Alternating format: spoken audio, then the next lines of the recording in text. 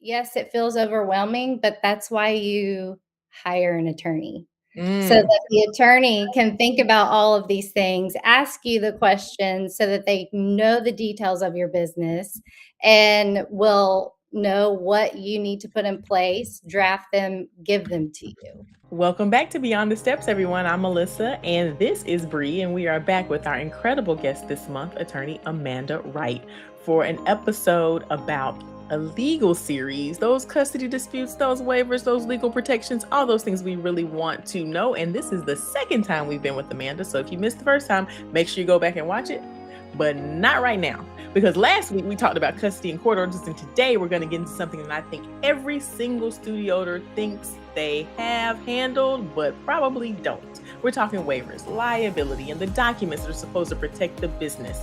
So just a quick note, while Amanda is a lawyer, this conversation is just for general information and education. It's not legal advice. It doesn't create an attorney-client relationship.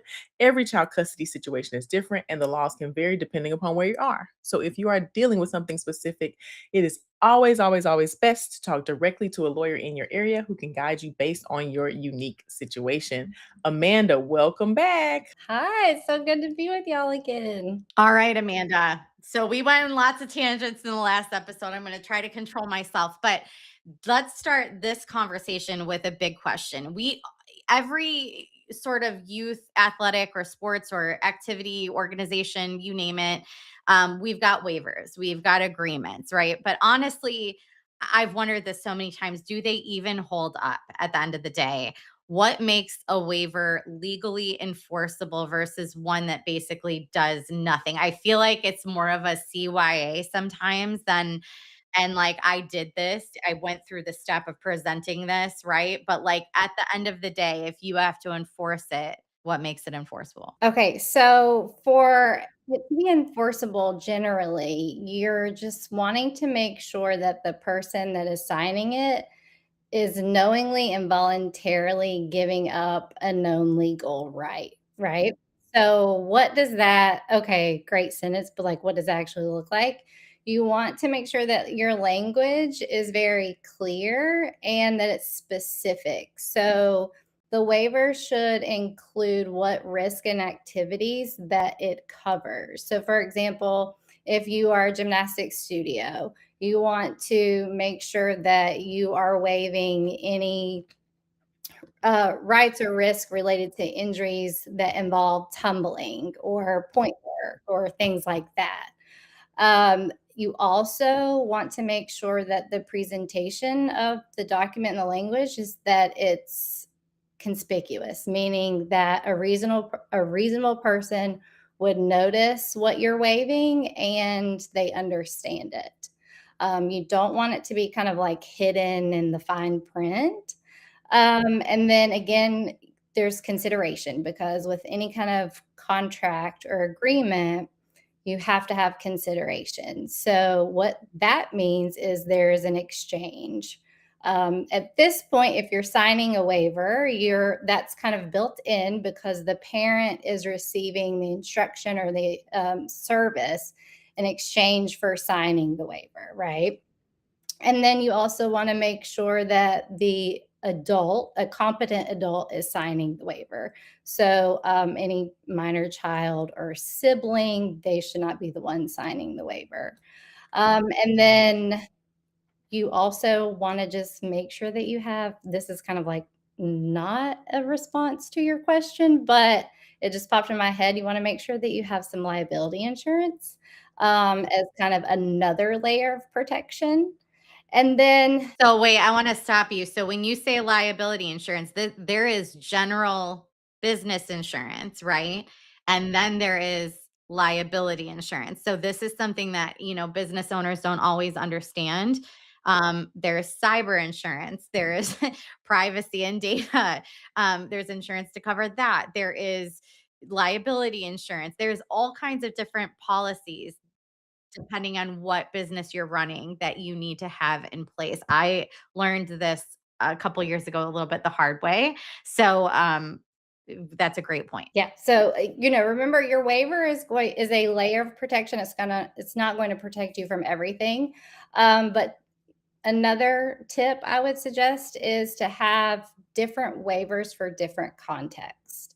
So, like, you would have a general enrollment waiver, and then you would want like a competition or travel waiver, maybe an overnight waiver, things of that nature. And then also, it's going to generally cover like general negligence, but it's not going to cover like really extreme conduct that is absolutely unacceptable, right? So those are key things you want to keep in mind whenever you get those drafted by an attorney. Is it a better idea to use, I'm not going to use any names, to use a online legal platform that provides templates and things than to pull it from AI, or do you suggest a actual in-person licensed attorney in your area versus using an online platform? I would suggest the latter, an in-person attorney in your area that has practice,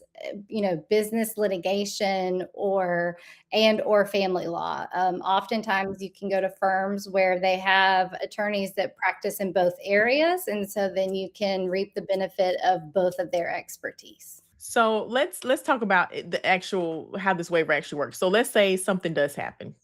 A child gets injured in class. Walk us through how we need to document. What is the first thing that we need to document, or what documentation should we keep at the point where something does happen? Sure. So documentation, I think folks kind of get freaked out about documentation.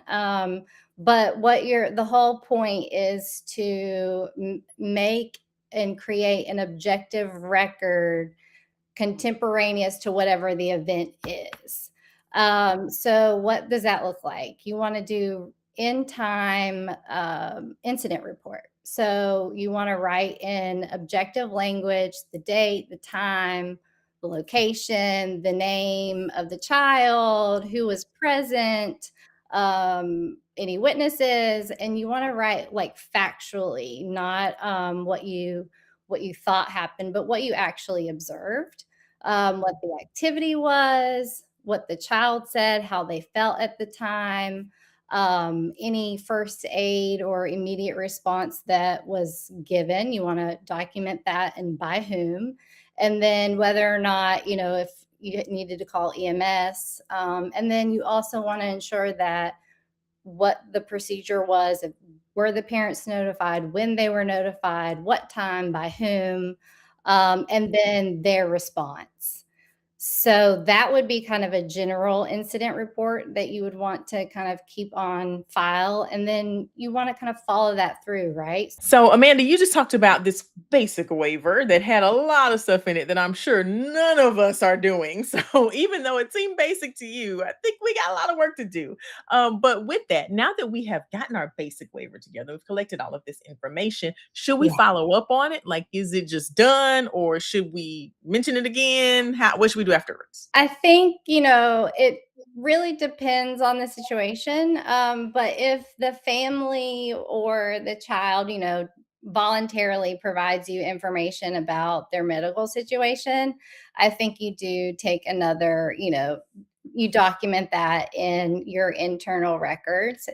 You're not entitled to the child's medical records, but you can document what is shared with you. And then you also want to again notify your liability insurance carrier. Most policies will require some type of notification within a specific time frame, and then what information that they would need from you.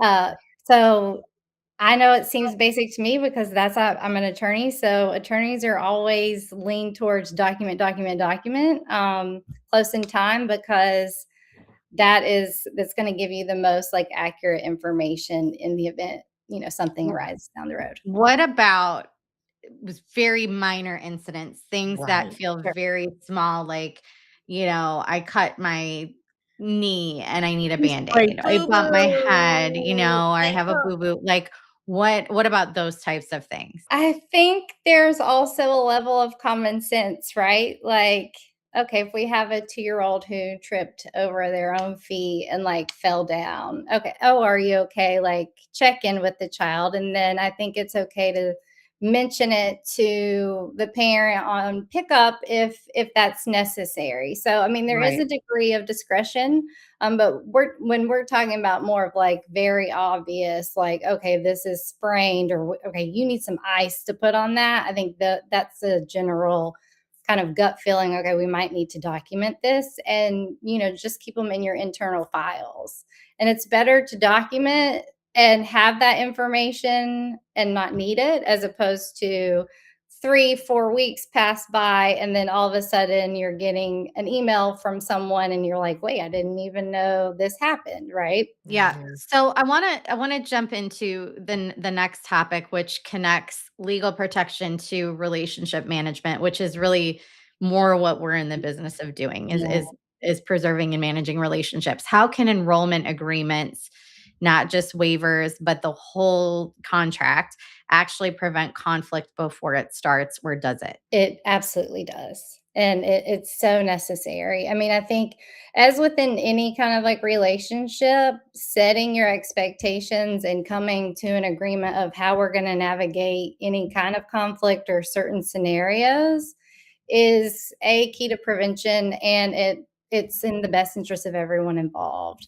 So you definitely want to have those enrollment rate waivers, medical authorization forms, authorized pickup persons, you know, travel permission slips, overnight specific additions, things of that nature. And then also communication plans, itineraries, just more information that is shared and communicated between the business and the parents are always, in my opinion, going to be helpful.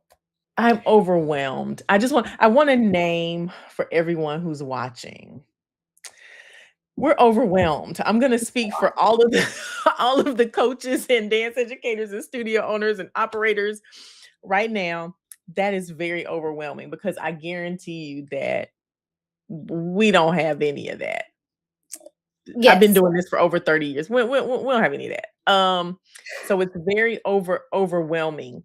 Is there a I guess what my question is there a place to start? Like, can we just start with is there a general clause that we can start with and then we And I think like in general, you're gonna wanna do like the negligence waiver that we talked about earlier, right? Start there. And then start with, okay, well, we know we're having a competition on X date in this city. Okay, well then I know, let me look at my calendar and calendar when I need to make sure that I get consent forms to travel on X date.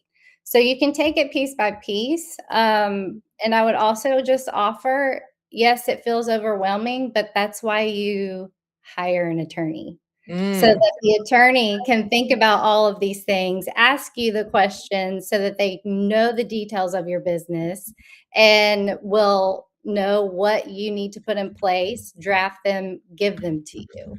And then from that point on, it's okay, you meet every year or whatever the recommended schedule is, and then you don't really have to worry about it. What happens a lot, and so I just want to make sure I'm understanding what you're saying. What happens, I think, and Melissa, correct me if you're seeing something else, but oftentimes you'll see an agreement when they sign on at the beginning of the year in whatever form. It could be for a rec program, it could be competitive. They're signing all of their forms, and it's like this all encompassing, like, vomit of words that explosion of words in a contract. You kind of scan it and you sign it, right? Which is hence the problem of where we Mhm. get into people being gray areas about missing and not missing and divorce and all these different things and payments.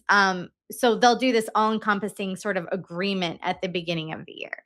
And then that's it. Like, this, you're expected to do the recital, and this is the studio's policy, and we're hold harmless, blah, blah, blah, blah. Like, if you travel, these expenses are, these costs are at your expense, and you're required to deal with this on your own. Like, it's all kind of spelled out in this one document. And what I'm hearing you say is no, do not do be that. specific. Be Yeah. specific and have a enrollment waiver and a general waiver, and then you're having a competition waiver, and then you're having a travel waiver. Like, you're having different things for different scenarios that they're signing throughout the year, and Yes. more closer to when that event actually happens. Yes. Yes, Okay. yes, and yes. So I think, having the general one is great. But like you said, people don't read it. They sign it, they give it back to you. They have no idea what's happening. So, okay, let's have the general one because that's what we have. That's where that's our starting point. And then maybe you can skip. I don't know if folks do like parent meetings or whatever with their clients, but at those, like, okay, this time we're going to go through, this is our competition schedule for the year. So we're going to need these forms by this date, and build in that time frame for folks to take the forms home, read them, initial Okay. at the bottom of each page, and return it to the studio. So that's the question, right? See here, this is I'm 25 years of pent up questions. So when we typically have that parent meeting, it is, or what you should be doing as a director is having the parent meeting at after the last season, the previous season concludes. You have a parent meeting, so all the expectations are set for the following year. You give your dates, you give your expectations, you give your as much information as you can, so people can say yes or no, I can do this, right? Or I can pay for Yes, this, or I can't pay for this. And they can yes, budget and all the things. So you're saying it's okay to lay out the expectations, but to actually sign the waiver needs to be done closer to, is to like have them wait to sign and go, okay, like they had right, the parent meeting, they had the expectations, but they didn't sign the waiver till 6 months later. And now they're arguing all the things that they agreed to back in the summer, right? Like, how do you right. mitigate that? So you want to do your enrollment waivers, your consent to participate, those types of things all at the Got it. beginning before, so you have like, these are the payment expectations. This is the documentation that we need if you are divorce, separation, if there's a custody issue, like, this That's is a what great we point. need in order for you and your child to participate. Here is that, take it home. You need to initial it, sign it, bring it back by X date. Then I think there is room for supplemental forms if it calls for that. Like, Got it. okay, we made it through the first round of this tournament or competition, so that means we're going to have an added competition that we haven't discussed. And so here are these forms or consent or more, details that come up in real time. Kind of has It is very specific, but it's also general at the same time. I know that. No, so it's okay for them to Yeah. present the waiver at time of enrollment, but they can be Yes. separate waivers, but they can all be signed at the same time Yes. when it's appropriate. And then Mhm. letting them know the expectation, hey, if we get this far in the season, we could anticipate doing an additional thing, but they don't Mhm. sign the waiver for that thing until it becomes a Until it Reality. comes reality. to Reality. fruition. Yeah. Right. Got it. Yeah, that's not happening right now. So, really quick follow-up question because I know we have to close out soon. But travel, you talked about travel waivers. Like, so in dance competition and probably in cheer too, we don't necessarily travel with the kids. Like, we don't load them all on a bus and go to a dance competition. Their Okay, parents bring them, their families bring them. perfect. Is there liability for a studio in that? Like, if I required that a child go to a dance competition 2 hours away and their parents were taking them in a car and something happens, but I required that they go. Is that something I need protection from? You're not well, you're requiring them to go, but that is part of the consideration and the consent and the general waiver of liability, right? Okay. Because they are voluntarily attending, participating, and so you their, like, car insurance, for example, would come into play at that point. They're not Mhm, an agent of the studio. So mhm. depending on what the thing that happened, no, and especially if you're not providing the travel, like, accommodation. So if you're not paying for the bus and everyone's Yeah. living together. That's a different circumstance. This has been such a real conversation and so applicable to what is happening in our industries right now. I feel like we all need to go back and look at every document in our business right now and reiterate and come up with things that make sense that are actually going to be beneficial for our business. To our listeners out there, send this to a fellow studio owner. They need to listen to the stuff like this. Doesn't come up a lot. Please share it with the community. This is the kind of conversation we all need. Please remember, for everybody listening and watching, this conversation is really just for informational purposes and education. It is not legal advice. It does not create an attorney-client relationship. Every child custody situation is different, and laws can vary depending on where you're located. So if you're dealing with something specific, it's always best to talk directly with an attorney in your area who can help you based on your specific situation. We're going to be back. Thank you, Amanda Wright, by the way, for joining us again for this conversation. We'll be back next week with Amanda to talk about high conflict parents, difficult situations, and protecting your staff. Until then, we hope you continue your journey